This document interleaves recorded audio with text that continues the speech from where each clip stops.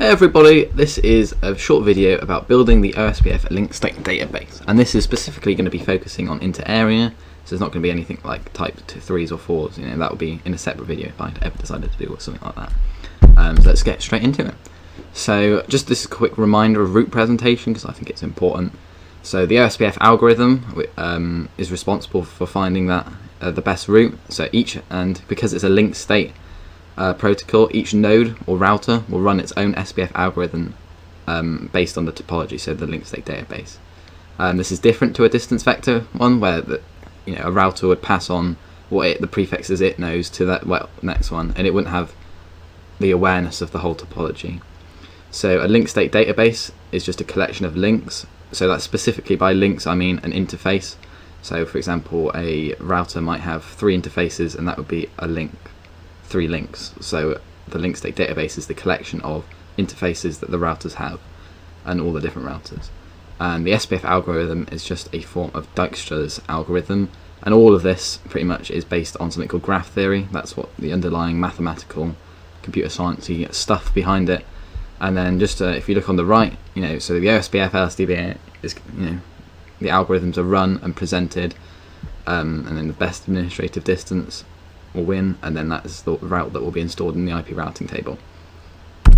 So OSPF communicates using OSPF packets, which is pretty common sense, and and then it rides over IP protocol number 89. So there's no TCP, no UDP or anything like that. And then there's different types of OSPF packet. So I'm not going to be focusing on any of the other ones apart from the link state update, because they're not responsible for the table building. Well, they are in a loose way, but primarily it's the link state update. And so the other ones would be like the hello, the database description, the link state request, and the link state acknowledgement. So you can see on the right here there is the header for all that's generic for all OSPF packets. So you'd have like an IP header, and then following that you'd have your OSPF header.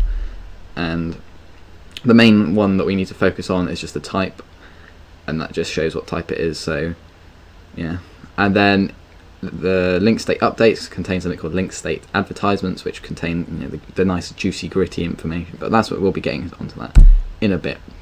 So these are your link state requests, your hellos, your database descriptions, and your link state acknowledgements, and you'll see they all share a common header.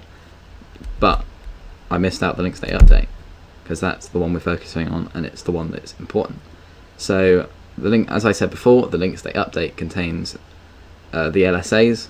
So that is specifically the links, the state of the links, the number of links for each router.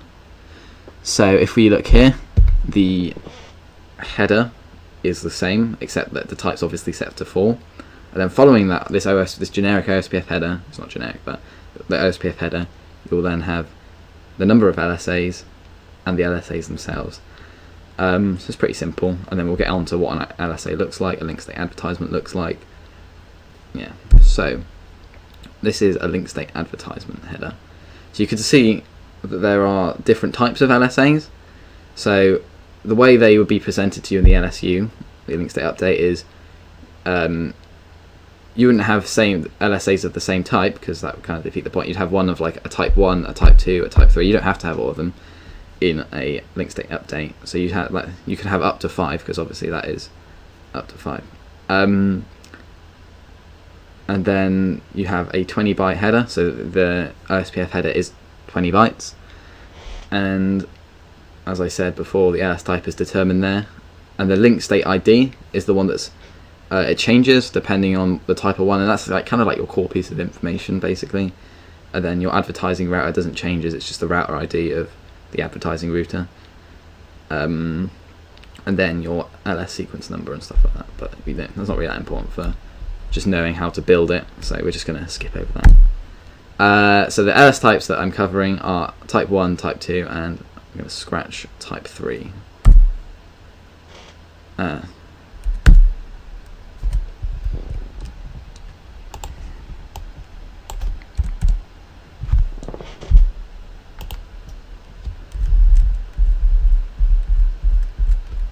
So as I mentioned before, the LSA types that I will be covering are the type 1 and type 2, and this is specifically because those are the ones used to build intra area routes, so the graph that essentially the SPF will be run on. But it's a similar theory for like the other types.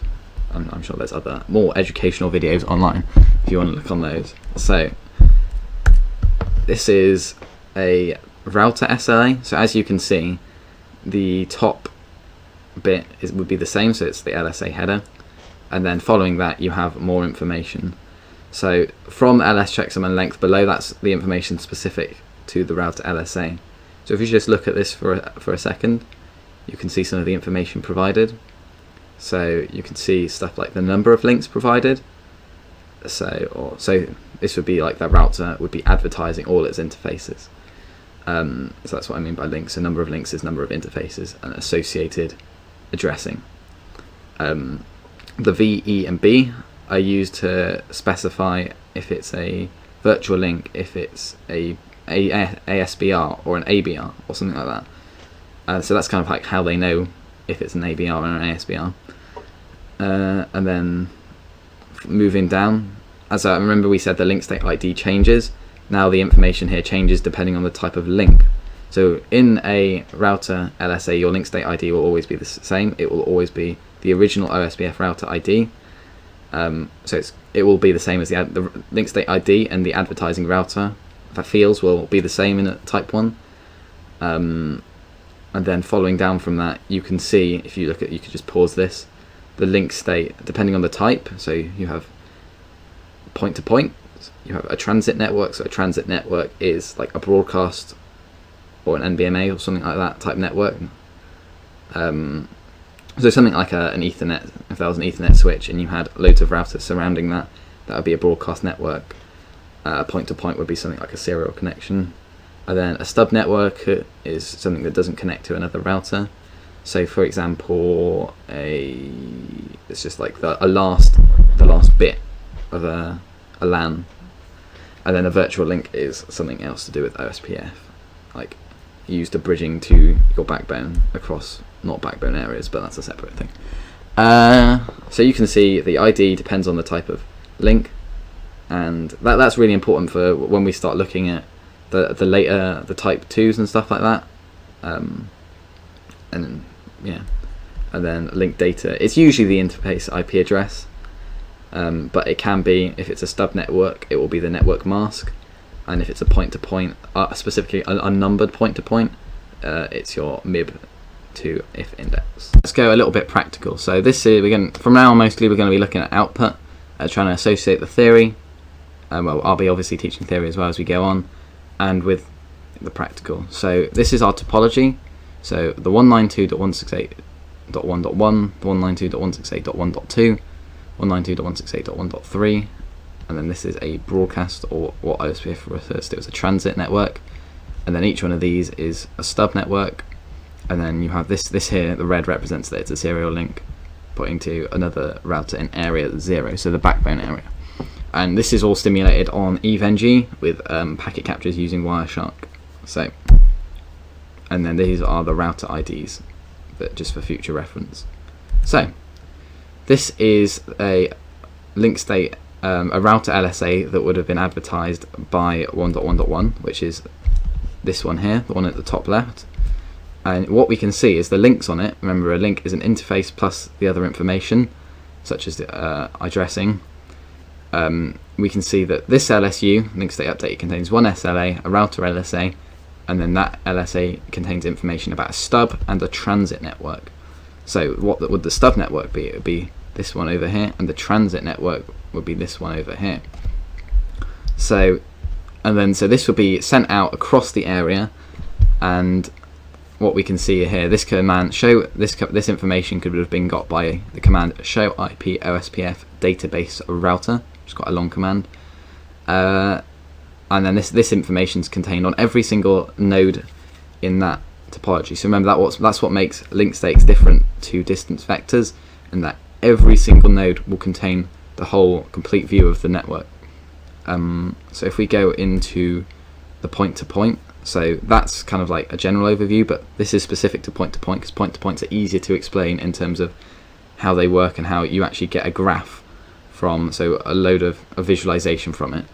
So on point-to-point links, router LSAs are used to associate routers. So what does that mean?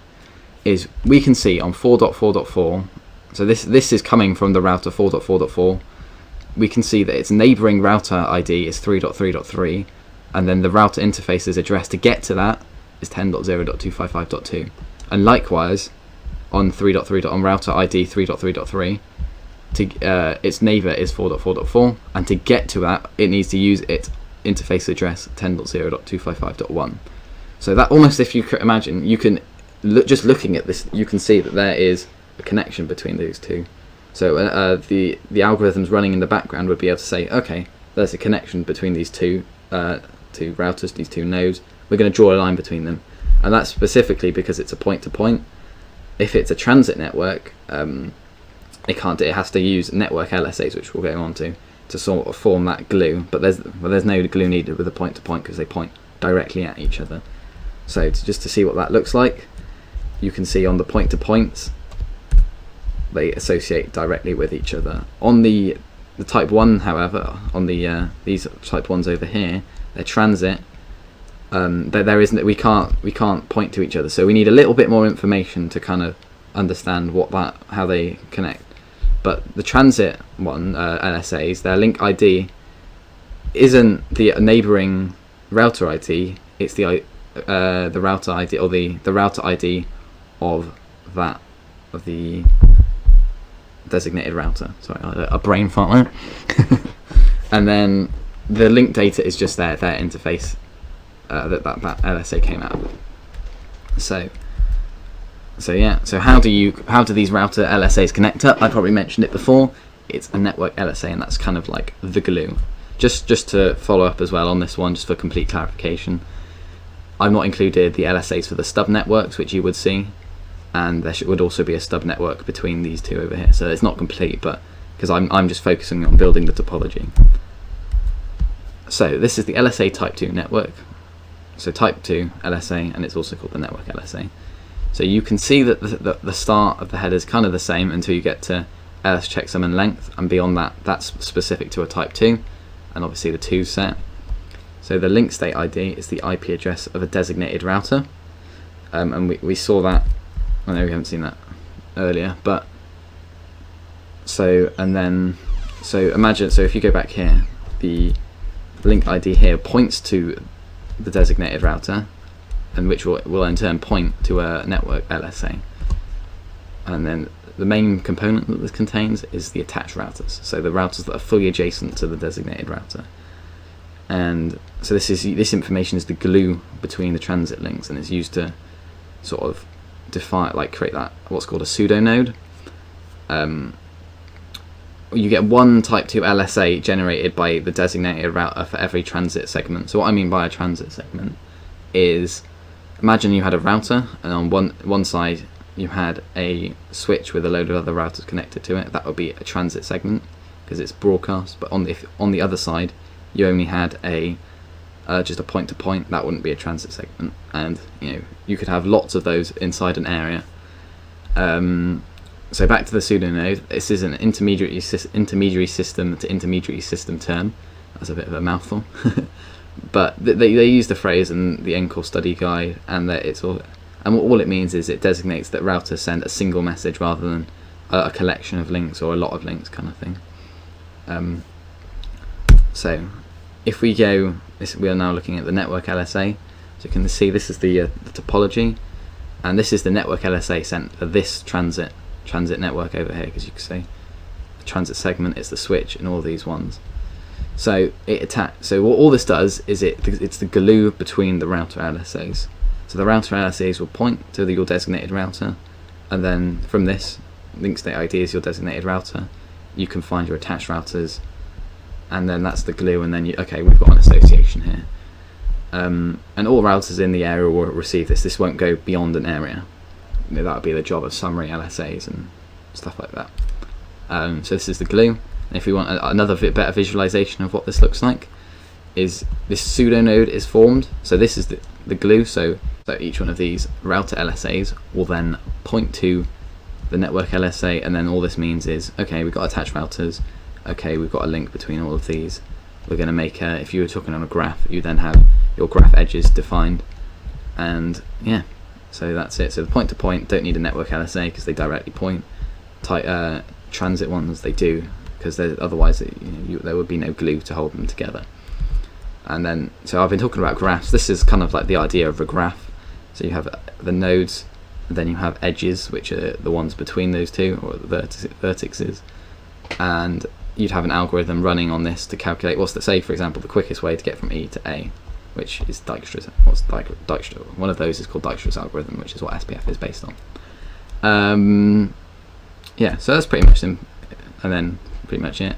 For inter-area, it's a similar thing with type 3, type 4, type 5. It's all graph, and then it translates it into something in the LSDB, which will then present a graph which the SPF algorithm will run on, and then you get there and then it's presented to the IP route table. So thank you for watching. Hopefully I've not been too boring and you'll want to see more videos. I've got plenty more planned. You can add me on LinkedIn or YouTube. Obviously if you're on YouTube then it's probably already here.